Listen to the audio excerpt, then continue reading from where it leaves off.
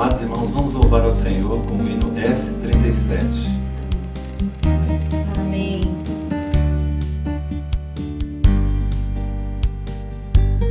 Grandioso Deus, eterno, majestoso, tão glorioso Deus, porém solitário, queria expressar-se. Ele então o homem fez para herdar sua glória. Como um vaso Deus pois o criou, a fim de contê-lo e assim expressá-lo como centro da criação. Deus colocou pois o homem, o seu desejo era ter comunhão, mostrar-lhe seu plano, abrir seu coração. Por não vigiar, o homem foi logrado.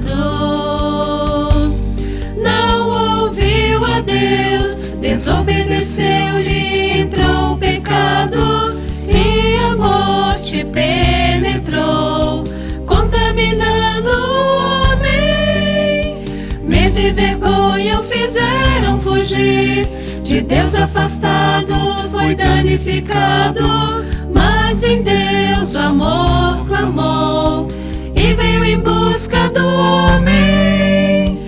Mesmo estando em tal condição, Deus fez a promessa de dar-lhe salvação. Salvação de Deus tornou-se plena em Cristo. Tão profundo amor, Jesus veio ao homem buscá-lo nas trevas. Alto preço então pagou, esvaziou-se da glória.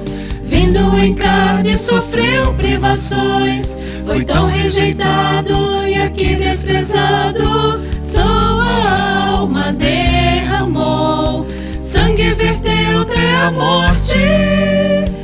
Ela porém não reteve o Senhor, que vitorioso Jesus ressuscitou. Fato tão real, Jesus tornou-se Espírito. Ao que nele crê, Deus se regenera e dá vida eterna. Que reconciliação, Deus bem unido ao homem. Tudo que Deus anelou e buscou, cumpriu-se no Filho, mediante o Espírito. Deus ao homem se mesclou e produziu novo homem. É a igreja a sua expressão, a santa cidade será a consumação.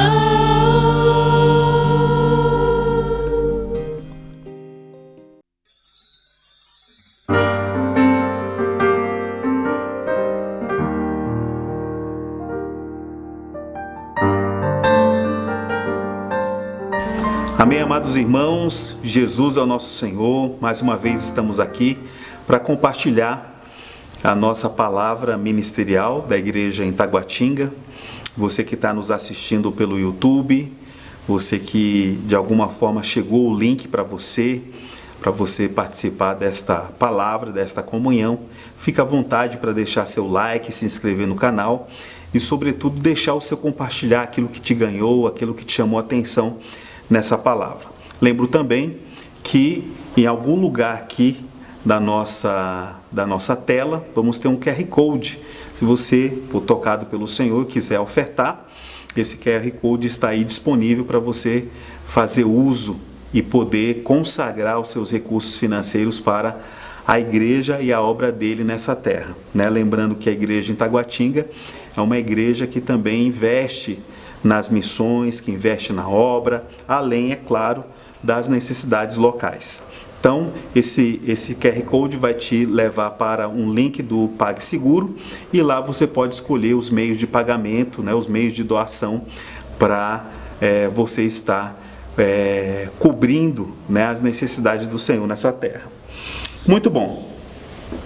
Hoje nós queremos compartilhar com vocês, com os nossos irmãos, 3 aspectos importantes que a igreja precisa ter, precisa praticar nesses tempos finais que nós estamos vivendo. Estamos vivendo algo extraordinário, que é uma pandemia que já se alastra aí por mais de 6 meses.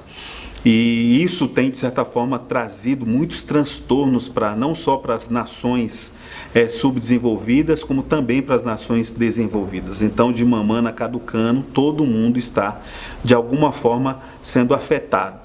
E nós não somos diferentes, Ainda nossas reuniões ainda não são presenciais, mas cremos que o Senhor, a bom termo, vai pouco a pouco, gradualmente, restaurar as nossas reuniões presenciais. Então, essa aqui é uma transmissão, mas faça uso desse momento em que nós estamos vivendo para ser edificado, para crescer em vida, para amadurecer e se tornar um vencedor, um filho varão, uma primícia para o Senhor. Amém?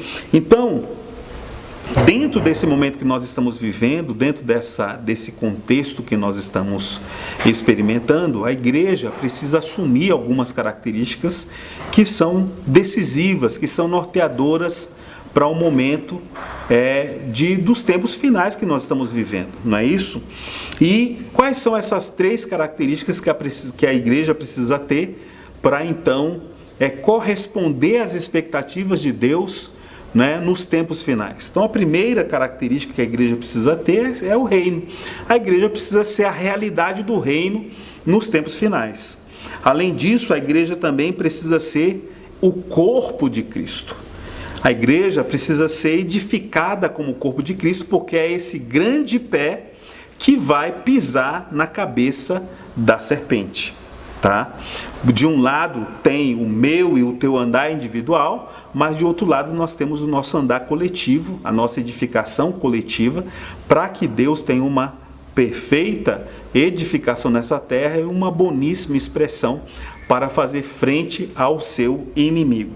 E por fim, a terceira e última característica da igreja é a igreja como a noiva de Cristo. E a igreja como a noiva de Cristo precede a Nova Jerusalém.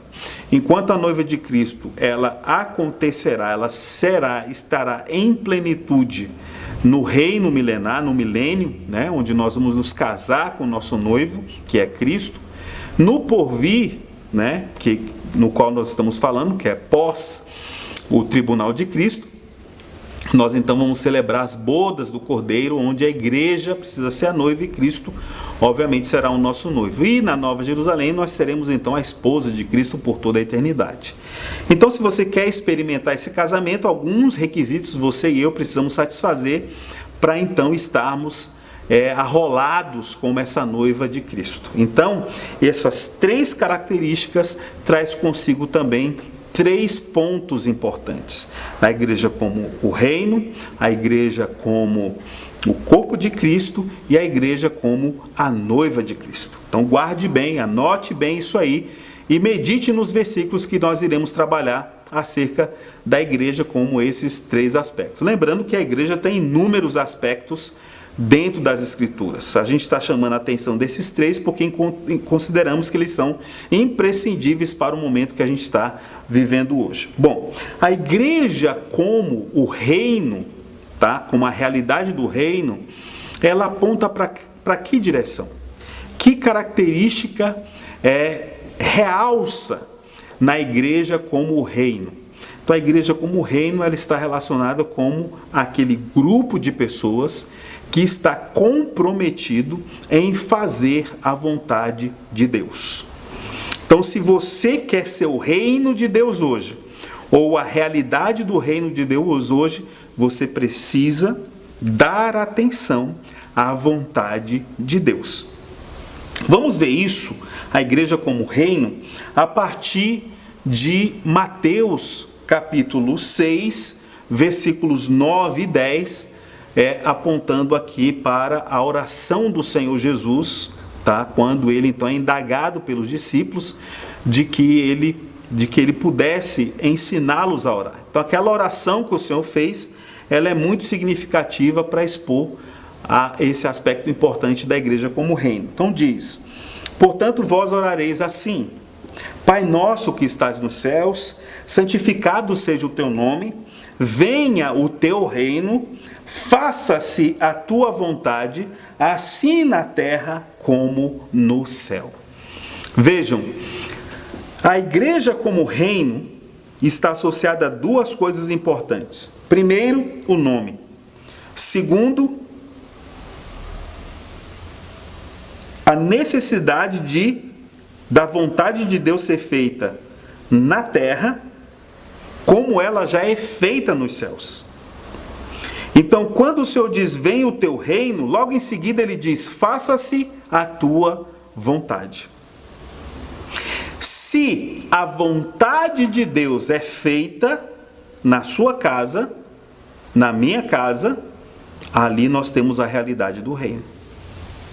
Agora, se a vontade de Deus não é feita, ou você e eu não estamos sendo canais para que a vontade de Deus seja feita, então podemos dizer que não há realidade do reino. Pode haver uma aparência do reino, mas não a realidade. E aqui cabe uma pausa para considerarmos três coisas importantes. Dentro do contexto do reino, existem três palavras que a gente precisa levar em consideração: a aparência, a realidade e a manifestação. O que é a aparência? A aparência é aquele que se diz ser cristão, mas no seu dia a dia ele não consegue dar atenção para a vontade de Deus. O que mais é importante é a vontade dele em detrimento da vontade de Deus. E aí, amado e amada irmã, jovens, adolescentes, nós precisamos perceber algo: que quando não há a vontade de Deus ser feita, não está sendo feita, então nós podemos dizer que nós estamos vivendo a aparência e não a realidade. Por exemplo, a parábola do joio e do trigo, vale a pena a gente considerar essa parábola. Vejam, ela está lá em Mateus capítulo 13, versículos de 24 a 30, e depois a explicação do Senhor dos versículos 36 a 43. Então vamos lá. Mateus capítulo 13, versículos de 24 a 30 diz: outra parábola lhes propôs, dizendo: o reino dos céus é semelhante a um homem que semeou boa semente no seu campo. Mas enquanto os homens dormiam, veio o inimigo dele, semeou o joio no meio do trigo e retirou-se. E quando a erva cresceu e produziu fruto, apareceu também o joio. Então, vindo os servos do dono da casa, lhe disseram: Senhor, não semeaste boa semente no teu campo? De onde vem, pois, o joio? Ele, porém, lhe respondeu: o inimigo fez isso. Mas os servos lhe perguntaram: queres que vamos e arranquemos o joio? Não, replicou ele, para que ao separar o joio não arranqueis também com ele o trigo. Deixai-os crescer juntos até a colheita. E no tempo da colheita direi aos ceifeiros: ajuntai primeiro o joio, atai-o em feixes para ser queimado, mas o trigo recolhei-o no meu celeiro. Então vejam, o Senhor não semeou o joio no meio do trigo. Quem semeou o joio no meio do trigo foi o inimigo do dono do campo, que originalmente semeou a boa semente de trigo, e esta frutificou.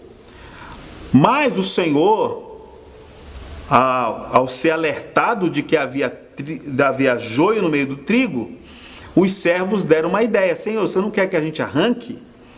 Mas o Senhor disse: não, é melhor esperar crescer. Por que é melhor esperar crescer? Qual a diferença do joio e do trigo quando estão tenro? Nenhuma. Mas quando crescem, seus frutos são completamente diferentes. Então, em outras palavras, nós precisamos atentar para o fruto que nós estamos produzindo. Para, ao invés de produzir trigo, produzir joio, e aí comprometer a terra em vão, porque essa terra foi destinada para semear, germinar e frutificar trigo e não joio. Mas vejamos a explicação do Senhor nos versículos 36 a 43. Então, despedindo as multidões, foi Jesus para casa, e chegando-se a ele, os seus discípulos disseram: explica-nos a parábola do joio do campo. E ele respondeu: o que semeia a boa semente é o Filho do homem. O campo é o mundo. A boa semente são os filhos do reino. O joio são os filhos do maligno. O inimigo que o semeou é o diabo. A ceifa é a consumação do século, e os ceifeiros são os anjos. Pois, assim como o joio é colhido e lançado ao fogo, assim será na consumação do século. Mandará o Filho do homem os seus anjos, que ajuntarão do seu reino todos os escândalos e os que praticam a iniquidade, e os lançarão na fornalha acesa. Ali haverá choro e ranger de dentes. Então os justos resplandecerão como o sol no reino de seu Pai. Quem tem ouvidos para ouvir, ouça. Então vejam, amados irmãos, nós não podemos ter apenas a aparência do reino dos céus. Ou seja, no momento de tenro nascimento, de nascer de novo, nós ainda podemos ser confundidos. Podemos nos confundir e até confundir outros. Mas à medida que a gente aproveita situações de provação, de crescimento de vida, as pressões pelas quais a vida cristã nos permite passar, e a gente aproveita bem isso, então a gente pode crescer. E à medida que eu cresço e que você cresce, nós nos tornamos então a realidade do reino dos céus, e não meramente a aparência do reino dos céus. Quem está vivendo hoje a realidade do reino dos céus, aproveitando bem o sol para crescer, como faz aqui o trigo, porque aqui é uma disputa. O que faz a planta crescer e germinar, crescer e frutificar? É o sol, quanto que ela está exposta ao sol. Obviamente tem a umidade, tem a questão da água, enfim. Mas o sol é imprescindível, porque sem sol não há fotossíntese. Então, se o trigo cresce, ou melhor, se o joio cresce mais do que o trigo fatalmente pode fazer sombra, ou melhor, o joio pode fazer sombra sobre o trigo e impedir que este cresça. Mas se o trigo luta para crescer, luta para poder avançar, para se colocar mais exposto ao sol possível, certamente ele vai conseguir aproveitar bem o sol e, consequentemente, crescer mais do que o trigo, crescer mais do que o joio. Então isso é um alerta para nós. Viver hoje a realidade do reino dos céus nos garante estar na manifestação do reino dos céus. Então a manifestação do reino dos céus é um prêmio para aqueles que viveram a realidade do reino dos céus hoje como igreja. Quando o Senhor revelou a igreja para Pedro, lá em Mateus capítulo 16, o Senhor revelou tanto Cristo, que é o mistério de Deus, como a igreja, como o mistério de Cristo.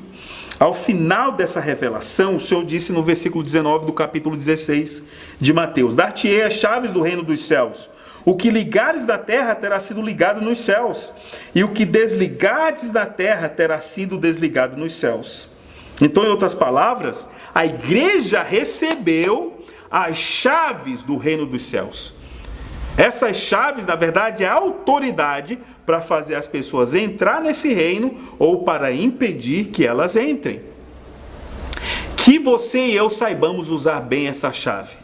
De um lado, aproveitando para negar a nós mesmos, tomar nossa cruz e seguir o Senhor. E de outro lado, pregando o evangelho, abrindo a porta para que outras pessoas também possam experimentar a realidade do reino dos céus em nossa vida da igreja.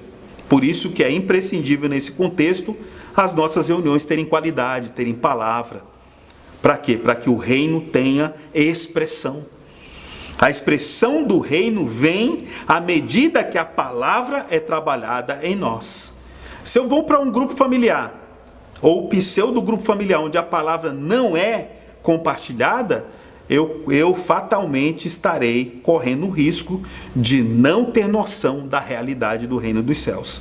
Daí é importante em todos os nossos ajuntamentos, não só no grupo familiar, mas em todas as nossas comunhões, a palavra ser o cerne, ser o centro da nossa comunhão. Lembram como é que viviam os irmãos lá em Atos dos Apóstolos, na igreja primitiva?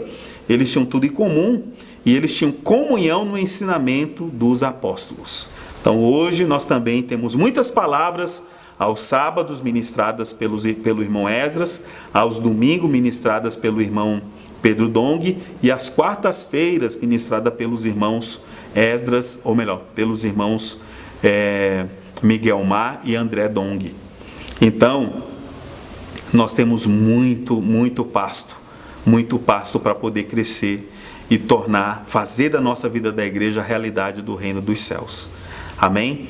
Que tal a gente, antes de entrar no segunda característica da igreja, fazer uma pequena oração, pedindo para que essa semente do reino, ela não só germine, como ela cresça e frutifique no nosso coração. Porque essa palavra também está associada com a parábola do semeador.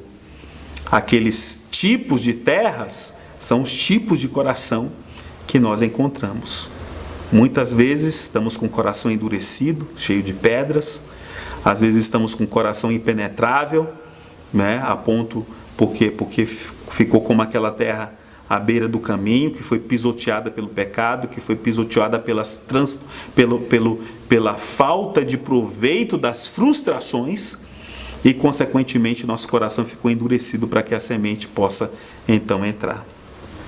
Então que o Senhor possa fazer de nós uma terra sem espinhos, uma terra sem pedras, sem rochas, e um coração maleável, né, diferente do à beira do caminho, a fim de que a palavra, que é a semente do reino, possa fazer o seu trabalho. Senhor Jesus, nós te louvamos ainda nesta noite. Senhor, essa palavra que está sendo semeada no nosso coração possa germinar, possa crescer, possa dar frutos. Senhor, nós como a igreja, como o reino dos céus nessa terra, possamos ser a tua expressão, possamos fazer a tua vontade, possamos permitir que a tua vontade seja o centro da nossa vida, do nosso lar, dos nossos filhos, dos nossos afazeres práticos, seculares. Senhor, que o mundo veja em nós pessoas dispostas a cumprir a tua vontade em detrimento da nossa própria vontade. Por isso nós precisamos da tua graça.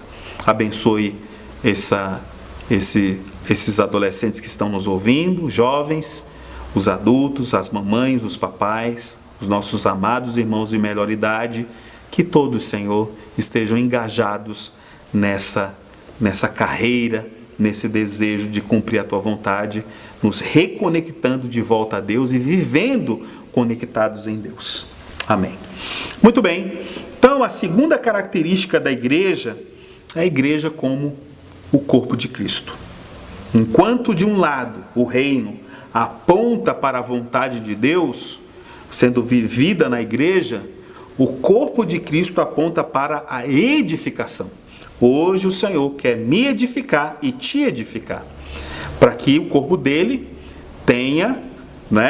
seja medonho, parrudo, para enfrentar e derrotar o inimigo de Deus. Vamos ler isso inicialmente em Gênesis capítulo 2.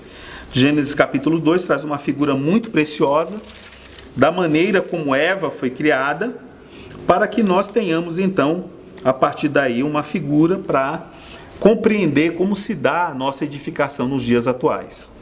Então, em Gênesis capítulo 2, versículos de 20 a 24, diz o seguinte: Deu nome o homem a todos os animais domésticos, às aves dos céus e a todos os animais selváticos para o homem.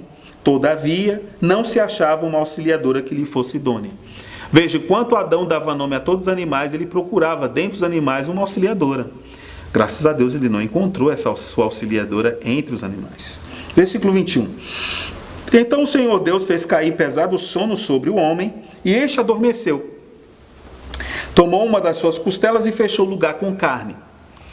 E a costela que o Senhor Deus tomara ao homem, transformou-a numa mulher e lhe a trouxe. E disse o homem: esta afinal é osso dos meus ossos e carne da minha carne. Chama-se a varoa, porquanto do varão fora tomada. Por isso deixa o homem pai e mãe, se une a sua mulher, tornando-se os dois uma só carne. Então aqui nós vemos que, diferentemente de Adão, Eva foi fruto do sono e da costela de Adão. Adão precisou dormir profundamente para que, a partir da sua costela, o Senhor então edificasse uma mulher para ele. Quando Adão desperta, ele faz duas afirmações quando vê Eva. A primeira afirmação: esta afinal é osso dos meus ossos e carne da minha carne. Depois a segunda afirmação: chama-se a varoa, porquanto do varão fora tomada. Vejam, antes de Adão determinar, reconhecer, admitir, declarar que Eva era sua esposa, a varoa, ele antes a reconheceu como seu corpo. O que é carne da minha carne e o que é osso dos meus ossos? É o corpo de Adão. Então veja, o corpo é que determina Eva como corpo de Adão, é que determina Eva como a esposa de Adão. Esse princípio nos dias atuais está valendo. O que qualifica a igreja a ser a esposa de Cristo? A igreja hoje ser o corpo de Cristo. Se a igreja hoje não sabe viver a vida do corpo, ela estará desqualificada para ser a esposa de Cristo. Isso é sério. Primeiro Eva foi reconhecida como o corpo de Adão. Depois Eva foi reconhecida como a esposa de Adão. E a gente consegue ver isso à luz do Novo Testamento, que essa figura é verdadeira. No Evangelho de João, capítulo 19, o apóstolo João nos mostra que o Senhor também dormiu na cruz. Capítulo 19 de João, a partir do versículo 33, diz: abra a sua Bíblia. Evangelho de João, capítulo 19, versículo 33 e 34 dizem: chegando-se, porém, a Jesus, como vissem que já estava morto, não lhe quebraram as pernas. Mas um dos soldados lhe abriu o lado com uma lança e logo saiu sangue e água. Assim como Adão adormeceu, Cristo na cruz também adormeceu. Assim como do lado de Adão foi tirada uma costela para edificar Eva, do lado de Cristo fluíram duas coisas importantes para que a igreja fosse gerada. De um lado flui o sangue para o cumprimento da nossa redenção, e de outro lado fluiu água apontando para a vida. Em outras palavras, a redenção de Cristo é para que nós recebamos a vida de Cristo, a vida de Deus. Então esses dois elementos que saíram do lado do Senhor viabilizaram a geração e, consequentemente, a edificação da igreja. Então, em outras palavras, assim como Adão dormiu, Cristo dormiu na cruz. Assim como do lado de Adão surgiu Eva, do lado de Cristo, sangue e água fluíram para que a igreja fosse gerada e edificada. O sangue, ou seja, a redenção, é para a água, que representa a regeneração, para a nova vida, para o novo viver. Então a redenção é para a vida. Então, amados irmãos, aqui nós temos uma figura maravilhosa de Cristo à igreja à luz de João capítulo 19, que casa com Gênesis capítulo 2. E não somente isso. No Evangelho de João capítulo 11, versículos 47 a 50, nós vemos quão importante foi para nós a morte de Cristo para a produção do corpo de Cristo. Vamos ler então, Evangelho de João, capítulo 11, versículos 49 a 52 diz: Caifás, porém, um dentre eles, sumo sacerdote naquele ano, advertiu-os dizendo: Vós nada sabeis, nem considerais que vos convém que morra um só homem pelo povo, e que não venha a perecer toda a nação. Ora, ele não disse isto de si mesmo, mas sendo sumo sacerdote naquele ano, profetizou que Jesus estava para morrer pela nação. Versículo 52. E não somente pela nação, mas também para reunir em um só corpo os filhos de Deus que andam dispersos. Já li esse versículo em francês, em inglês, em espanhol, e nenhum desses versículos são tão claros e tão nítida a relação que a morte de Cristo teve na cruz para com o corpo de Cristo que foi gerado após a sua morte e, consequentemente, a sua ressurreição. Graças a Deus pela nossa língua portuguesa. Né? Então isso aqui mostra que a morte de Cristo também foi, ou teve a finalidade de reunir todos os filhos de Deus que andam dispersos em um só corpo. Em outras palavras, amado irmão, amada irmã, jovem, adolescente, eu quero que você atente para isso. A morte de Cristo foi para produzir um corpo. E você e eu, por causa dessa morte maravilhosa e redentora, eu e você nos tornamos membros do corpo de Cristo. E, portanto, estamos sendo edificados juntos. Vejam só. Agora nós vimos que Eva, antes de ser a varoa, antes de ser a esposa, ela foi identificada como corpo. Cristo morreu na cruz e do seu lado também fluíram sangue e água para a geração da igreja, para a edificação da igreja. E vimos que a morte de Cristo foi para que esse corpo fosse gerado com a reunião de todos os filhos de Deus que andam dispersos. Agora vamos ver o que o apóstolo Paulo falou sobre isso em Efésios, capítulo 5, e atentemos para os tempos verbais dos verbos que iremos destacar aqui. Então, Efésios, capítulo 5, versículo 25 a 32 diz: Maridos, amai vossa mulher, como também Cristo amou a igreja e a si mesmo se entregou por ela. Vejam, o verbo amar e o verbo entregar aqui está no passado, estão no passado. Morreu e se entregou por ela. Amém? Muito bem. Aí, prosseguindo, 26. Para que a santificasse, tendo-a purificado por meio da lavagem de água pela palavra, para apresentar a si mesmo igreja gloriosa, sem mácula, porém santa e sem defeito. Assim também os maridos devem amar sua mulher como o próprio corpo. Quem ama a esposa a si mesmo se ama, porque ninguém jamais odiou a própria carne, antes a alimenta e dela cuida, como também Cristo o faz com a igreja. Então aqui nós vemos o verbo alimentar e o verbo cuidar no presente. Muito bem, prosseguindo. Porque somos membros do seu corpo. Eis porque deixará o homem a seu pai e a sua mulher, e se unirá à sua mulher. Ou melhor, eis porque deixará o homem a seu pai e a sua mãe, e se unirá à sua mulher, e se tornarão os dois uma só carne. Grande é este mistério, mas eu me refiro a Cristo e à igreja. Muito bem, por que os verbos amar e se entregar estão no passado? E por que os verbos alimentar e cuidar estão no presente? Ora, nós sabemos que toda vez que uma promessa é feita da parte de Deus, na maioria das vezes, essa promessa, para nós, ainda não se realizou, mas para Deus já é realidade.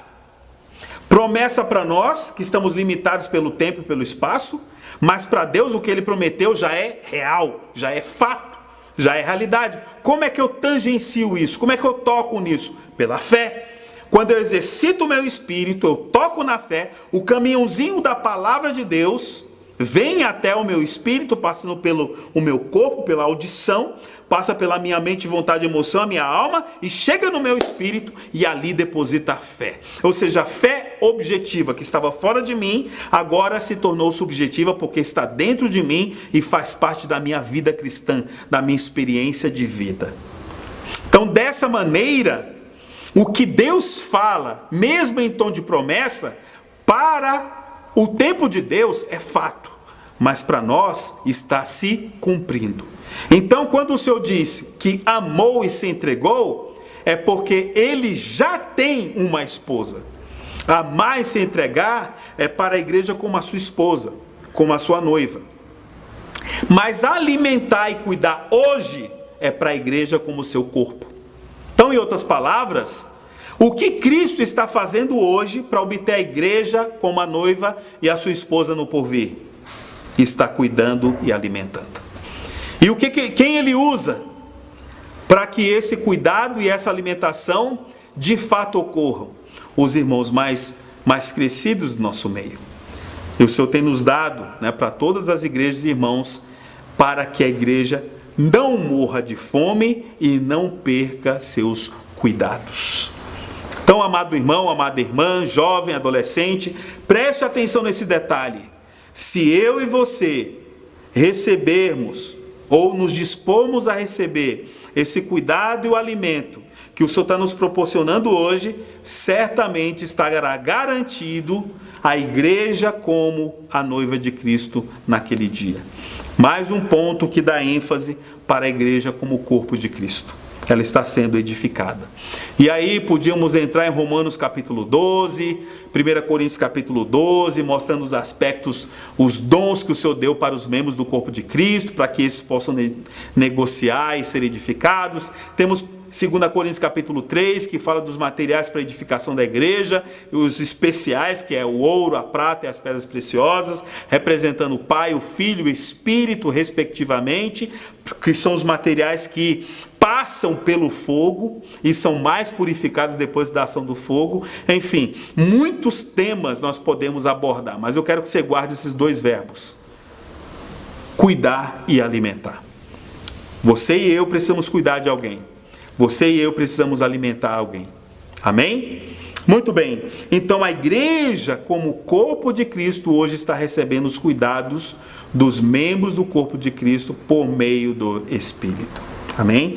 Muito bem. E para finalizar, chegamos ao terceiro e último aspecto da igreja como a noiva de Cristo. E aqui nós temos uma característica importante. Enquanto o reino fala da vontade, o corpo fala da edificação, a igreja como a noiva de Cristo fala do amor. Do amor. Qual é a relação entre Cristo e a igreja como a noiva? Cristo como noivo e a igreja como a noiva? O amor. O amor que é nutrido entre ambos. E por que nós, como a igreja, amamos a Cristo? Porque Ele nos amou primeiro. Essa é a nossa referência de amor. Nós, por nós mesmos, somos incapazes de amar com perenidade, com constância. Mas quando tocamos no amor de Deus, o amor ágape, aí sim, nós temos algo constante e regular. Em 2 Coríntios, capítulo 11, o apóstolo Paulo fala a quem e com quem o apóstolo Paulo compara a igreja, aqui a igreja de Corinto, que representa todos nós. Então, em 2 Coríntios capítulo 11, versículos 2 e 3 dizem: porque zelo por vós com o zelo de Deus, visto que vos tenho preparado para vos apresentar como virgem pura a um só esposo, que é Cristo. Mas receio que, assim como a serpente enganou a Eva com a sua astúcia, assim também seja corrompida a vossa mente e se aparte da simplicidade e pureza devidas a Cristo, Senhor Jesus.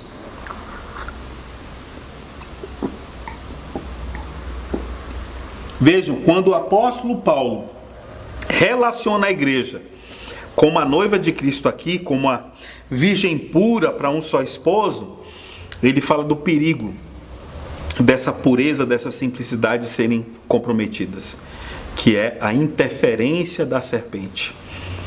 Amados irmãos, amadas irmãs, jovens, adolescentes, muitas vezes nós permitimos que o inimigo chegue com lorotas, com conversas na nossa mente, como aquela ilustração que o irmão Esdras fez acerca das moscas varejeiras que depositam seus ovos ali nas cavidades nasais das ovelhas, e esses ovos se desenvolvem em larvas e vão até o cérebro, e ali as ovelhas sofrem, golpeando suas cabeças nas pedras por causa do incômodo e da dor que elas sentem quando essas larvas começam ali a comer o cérebro. Espiritualmente, o nosso irmão sabiamente aplicou, mostrando que essas moscas varejeiras são as setas do inimigo que quer lançar na nossa mente. Por isso nós precisamos protegê-la com o capacete da salvação, que protege aqui essa área da cabeça, essa área da mente. Amados irmãos, todo dia de manhã, blinde sua mente. Como é que nós blindamos nossa mente? Pondo-a no Espírito.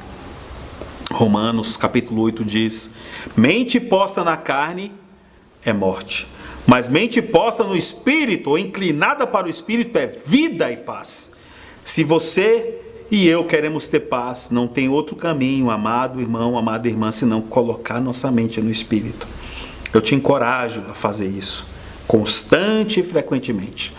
Amém? Invocando o nome do Senhor, orando, lendo a palavra, cantando e louvando os hinos que o Senhor tem nos dado. Põe lá o seu som, a sua TV no YouTube, coloque lá no 288, coloca nas playlists cristãs que existem e desfrute dos hinos. Faça com que a sua mente seja inundada pela palavra, pelo louvor, pela gratidão, que deve então inundar o nosso coração. Então nós temos esses meios aí. A igreja, como a noiva, ela enfrenta essa luta. Também vemos em 2 Timóteo capítulo 4, versículo 8, o apóstolo Paulo fala, quando fala, está aqui num tom de despedida, ele mostra um ponto que merece nossa atenção com respeito ao amor. Então, 2 Timóteo capítulo 4, versículo 8 diz: já agora a coroa da justiça me está guardada, a qual o Senhor, reto juiz, me dará naquele dia. E não somente a mim, mas também a todos quantos amam a sua vinda. Veja, não é só amar o Senhor. Se perguntarmos aqui, fizemos uma enquete entre os irmãos que estão nos acompanhando pelo YouTube, todos vão dizer que amam o Senhor. Mas quantos de nós ama a vinda do Senhor? Ou quantos de nós aceitou a preparação do apóstolo para se apresentar da igreja como virgem pura a um só esposo, que é Cristo, que combateu as varejeiras, mantendo a sua mente protegida no Espírito? Então, amados irmãos, amadas irmãs, aqui tem uma boa advertência para nós. Nós não somente precisamos amar o Senhor, como também amar a vinda do Senhor, anelar trazer o seu de volta. Não é isso que o apóstolo Pedro nos fala em 2 Pedro capítulo 3, né? Vamos lá, 2 Pedro capítulo 3, versículo 8, que diz: há todavia uma coisa, amados, que não deveis esquecer, que para o Senhor um dia é como 1000 anos, e 1000 anos como um dia. Não retarda o Senhor a promessa, como alguns a julgam demorada. Pelo contrário, Ele é longânimo para convosco, não querendo que nenhum pereça, senão que todos cheguem ao arrependimento. Então, todos nós precisamos chegar ao arrependimento. Em outras palavras, nós precisamos ser aqueles que apressam a volta do Senhor. Vejam, se você viver no Espírito um dia, para Deus é como 1000 anos. Conta muito. Nossa grande batalha espiritual é viver no Espírito, porque facilmente nós vivemos na nossa carne. Então, por isso nós precisamos buscar viver no Espírito, amando a vinda do Senhor. Se eu e você amamos a vinda do Senhor, nossa postura vai mudar. Nós iremos apoiar e praticar a comportagem dinâmica. Iremos viabilizar a pregação do Evangelho de todas as maneiras. Iremos nos dar mais nos serviços da igreja. Certamente, nesse momento de isolamento social, muitos serviços ainda estão em stand-by, mas alguns serviços estão funcionando. Se engaje neles, se voluntarie. Temos aí quadros, né, que agora está envolvendo os irmãos de melhor idade. Né? Quando é que vai ser a entrevista sua com os nossos irmãos? Se prepare, conte uma história, uma experiência que certamente vai servir de edificação para os irmãos. Reserve-a para esse quadro, para que os irmãos sejam edificados. Temos também nossas crianças que estão sendo envolvidas aí, têm recebido visitas da equipe que serve a elas e suas famílias. Temos os pais precisam se envolver, promover essas atividades com as crianças. As atividades são recomendadas pelo serviço de crianças. Enfim, não perca, não deixe seu filho de fora. Pelo contrário, aproveite esses momentos para salvar a vida do seu filho, a vida da sua filha. Amém? Então, fica aí esse ponto importante. E para concluir, Apocalipse capítulo 19, versículos 7 e 8, fala que essa noiva, ela precisa se ataviar, ela precisa se preparar. Capítulo 19, versículo 7 e 8 de Apocalipse diz: alegremos, exultemos e demos-lhe a glória, porque são chegadas as bodas do Cordeiro, cuja esposa a si mesma já se ataviou.